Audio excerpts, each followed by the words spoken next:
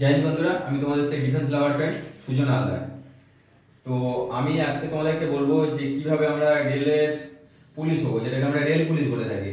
Rail police যাকে আমরা সবাই শুনেছি রেল পুলিশ বলে, যেটা হলো আরপিএফ। কি আর হবো তার আগে আমি তোমাদেরকে বলতে চাই যে আমাদের এই, আশা করি তোমরা জানো, আমাদের একাডেমির নাম স্মার্ট স্টাডি পয়েন্ট একাডেমি।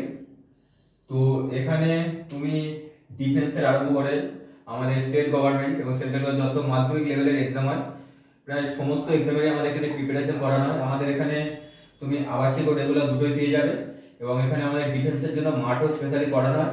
এবং আমাদের এক্সামের পাশাপাশি আমরা এখানে তুমি এখানে এই ফেসিলিটি পাবে, যেটা বেসিক মেডিকেল বলে, সেইটা তুমি আমাদের এখান থেকে পেয়ে যাবে। তো আমি এইগুলো বলে আর টাইম নষ্ট করবো না, আমি তোমাদেরকে মেন টপিকে যাচ্ছি যে আরপিএফ কিভাবে হবো। রেলওয়ে প্রোটেকশন ফোর্স, দেখো আরপিএফ যার ফুল ফর্ম হলো রেলওয়ে প্রোটেকশন ফোর্স।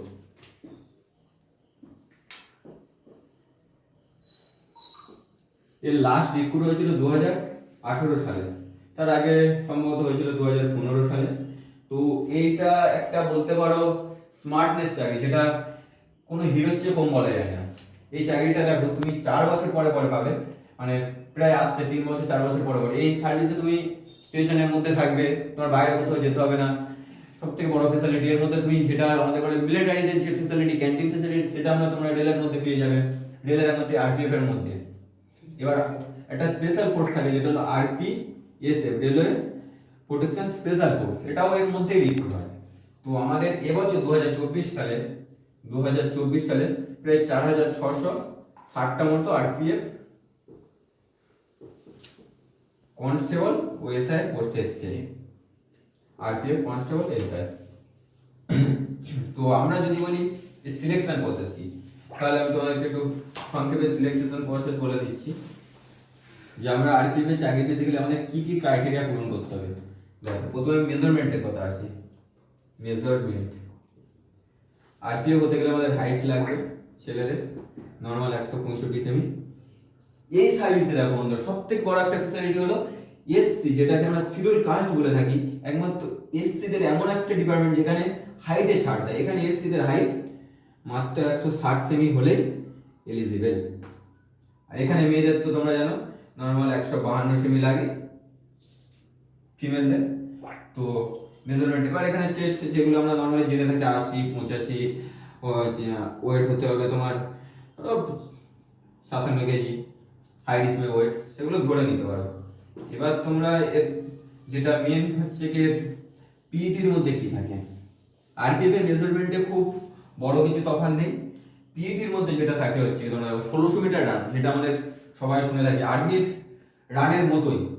আর্মিতে 1600 মিটার টাইম থাকে 5.5 মিনিট থেকে 5 মিনিট 45 সেকেন্ড। বাট সবাই বলে যে এখানে কম্পিটিশন 100 জন ছাড়লে 10 জন নেয়। বাট বর্তমানে যখন অগ্নিবীর হয়ে গেছে, তারপরে এখন অনেকে 5:50-এও সার্ভিস করছে।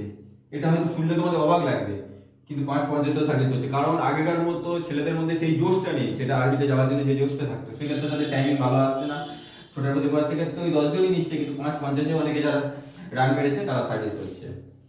তো আমরা আরপিএফ এর রানের কথা বলবো। আরপিএফ এর রান আর আর্মির রানের মধ্যে খুব ডিফারেন্স নেই। যদি বলো আর্মির থেকে বলবো আরপিএফ এর রান কঠিন। আরপিএফ এর রান পাস করতে গেলে তোমাকে 5 মিনিট 45 সেকেন্ডের মধ্যে তোমাকে 1600 মিটার কমপ্লিট করতে হবে। তার সাথে তোমাকে 14 ফিট থাকবে তোমার, 14 ফিট থাকবে লং জাম্প, এবং 4 ফিট থাকবে হাই জাম্প। এটা আমরা বলছি আরপিএফ কনস্টেবলের কথা, ঠিক আছে। এই ক্রাইটেরিয়া। এবার মেডিকেল আমাদের বি2 ক্যাটাগরি মেডিকেল হয়। এবার বলি সিলেকশন প্রসেস। সিলেকশন প্রসেস একটা আমাদের এক্সাম হবে 120 নাম্বার। শুনলে হয়তো একটু অবাক, কিন্তু আরপিএফ এর সত্যি 120 নাম্বারের এক্সাম হয়। তোমরা জানো নাকি, হয়তো নতুন যারা তাদের জন্য আমি ইনফরমেশন দিচ্ছি, যে বলতে যাচ্ছে যে ভিডিওটা কি বানাচ্ছে। 120 সবাই জানে, কিন্তু অনেকে জানে না যে 120 নাম্বারের এক্সাম। আরপিএফ এর এক্সাম হয় 120 নাম্বার। 50 জিকে থাকে, 35 থাকে আমাদের ম্যাথ, 35 থাকে জিআই। এইটা হলো এর। এবারে বলি মানে সিলেকশনের যে স্টেজ গুলো কি কি থাকে, কি কি স্টেজ থাকে। সবথেকে বড় ডাউট, এর একটাই এক্সাম হয়, যে এক্সামটা ফার্স্ট এক্সাম হয়, দ্বিতীয় হয় পিইটি ও পিএমটি, এর থার্ড হয় সেটা ম্যানলি জুড়ে থাকে, বাট তোমার হয় যেটা মেডিকেল বলে, মেডিকেল আর জয়েনিং লেটার সিলেকশন প্রসেস। তারপরে মেরিটেও অনেকে বাদ যায়। আরপিএফ এর এক্সাম বলবো পাস করতে গেলে খুব কঠিনও না খুব সহজও না। এই এক্সামটাতে তোমাকে বললাম যে হিরোর চাকরি, তো এখানে তোমাকে হিরোর মতোই হতে হবে। তোমাকে দৌড়াতে যেমন হবে তেমন তোমাকে এক্সামে হতে হবে, তেমন তোমাকে মেডিকেলেও তেমন ফিট থাকতে হবে। এবার বলি, তোমরা যদি আরপিএফ এর আমাদের সাথে প্রিপারেশন নিতে চাও তাহলে তোমরা আমাদের এই নাম্বারে ফোন করতে পারো, নিচে এই নাম্বার দেওয়া আছে 8388956214, এই নাম্বারে কল করে অ্যাডমিশন করিয়ে নাও, ঠিক আছে? বা হোয়াটসঅ্যাপ করতে পারো।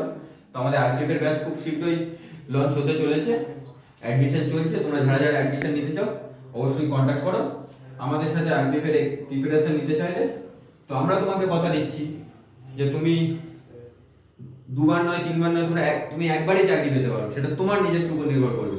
তুমি যদি পড়তে পারো তুমি একবারই চাকরি পাবে, সেটা কোনো ব্যাপার না। যে অনেকে বলে থাকে যে আমি তোমাদেরকে একবারে পাস করাবো, এতদিনে পাস করাবো, ওটা কোনো ব্যাপার না। আমি তোমাকে বলছি তুমি একবারই চাকরি পাবে, বাট তোমাকে নিজে পড়তে হবে, না পড়লে তুমি কখনো সম্ভব না। তো তোমরা যদি অ্যাডমিশন নিতে চাও তো নিতে পারো আমাদের এই নাম্বারে।